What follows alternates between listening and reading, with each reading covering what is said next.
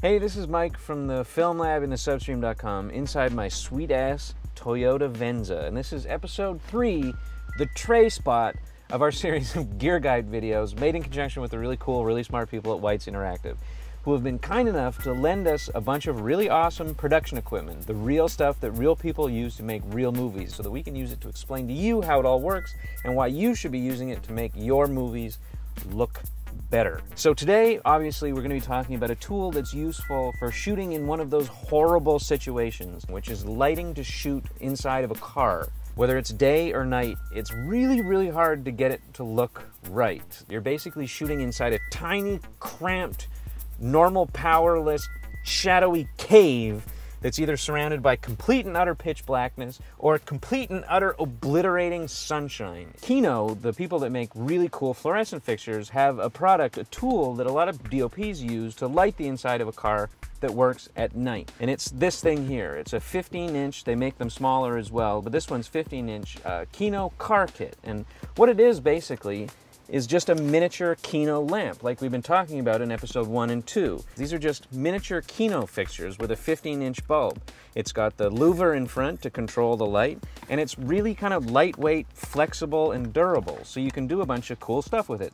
Like tape it in front of your dashboard. It's got a head cable that runs from the fixture to the ballast that's long enough that you can hide it in the back seat.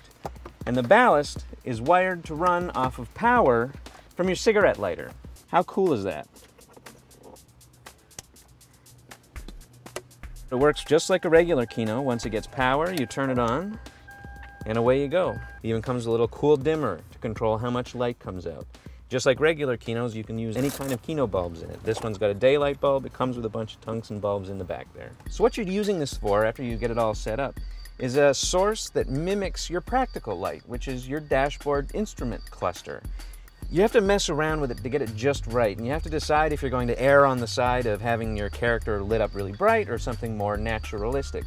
It'll never look quite exactly right, and that's because if you ever find yourself driving down the moonlit countryside and you look over at your friend, for example, or if you're a passenger, look over at the driver, they're gonna be pitch black, and you can't photograph that. So shooting inside of a car is always a matter of how much you want to cheat. And if you pay attention to scenes shot for TV shows or for movies in cars, there's always a bunch of weird movie stuff going on.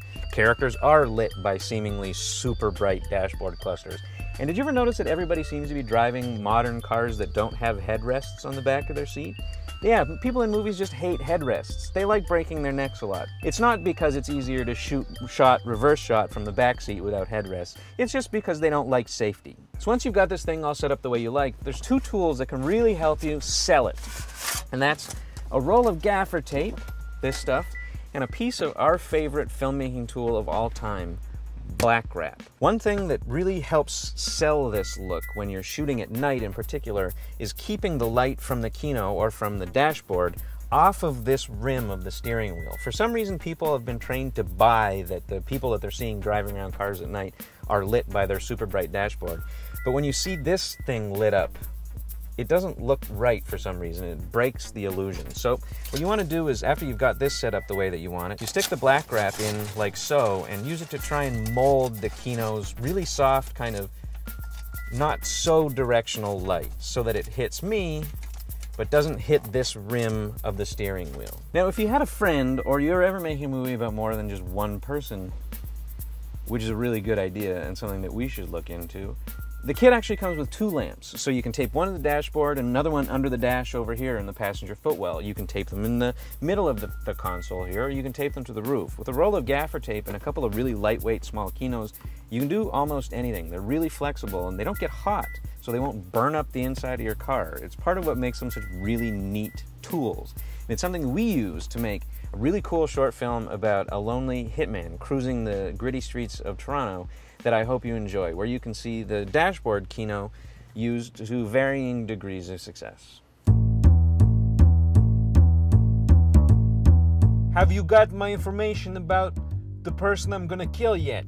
Okay, that sounds messed up, but you know what I mean. Another night in the city. This nasty, beautiful, super gritty crime town lights of beautiful, atmospheric, urban, gritty Toronto, Ontario, Canada. It's not like I'm some goofus from a website that didn't get a permit to drive in a real street. I, Johnny the Bones murderer, Giannacucciatoccio, cruises this nasty street of crime. A wolf stalking his prey, except in a car. Driving slow because I don't want to get in trouble. Okay, here we go. Yeah, do you guys sell porno magazines? No? Okay, I'll just have a glass of alcohol and some cigarettes.